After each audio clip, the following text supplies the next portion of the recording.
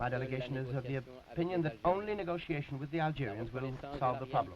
Only the recognition of the Algerian national realities and the right of that country to independence will end the shedding of blood and will permit France to consolidate her interests and establish with the Algerian nation new relationships based on cooperation and friendship.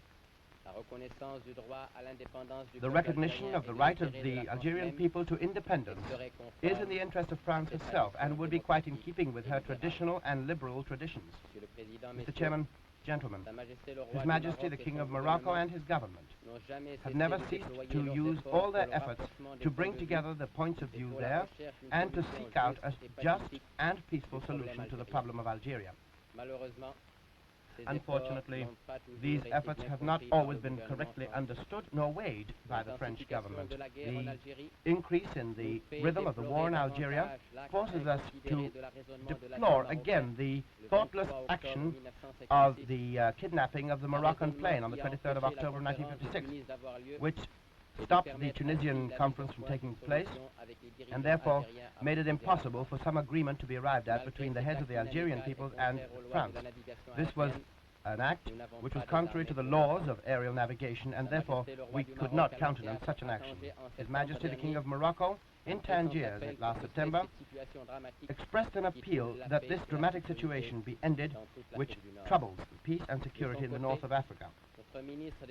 Then, too, our Minister of Foreign Affairs, in the course of the conversations held with the French spokesman, and in a press conference in New Delhi on the 24th of August of 1957, proposed the opening of negotiations so as to avoid this painful debate in the United Nations. To our great regret, our appeals to France fell on deaf ears.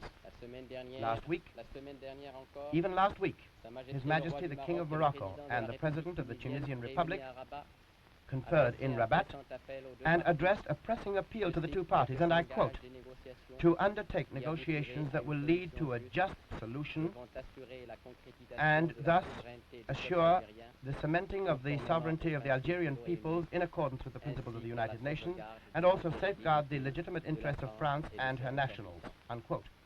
To this effect, the two chiefs of state offered their good offices and suggested putting these offices at the disposal of France and the spokesman of the F.L.N. And on this matter there should be no ambiguities.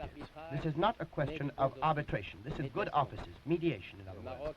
Morocco and Tunisia, friends at one and the same time of both France and Algeria, linked as we are to both these countries by ties of friendship, are ready to facilitate contacts between the two parties. But obviously, negotiations must be carried out by the two parties directly concerned.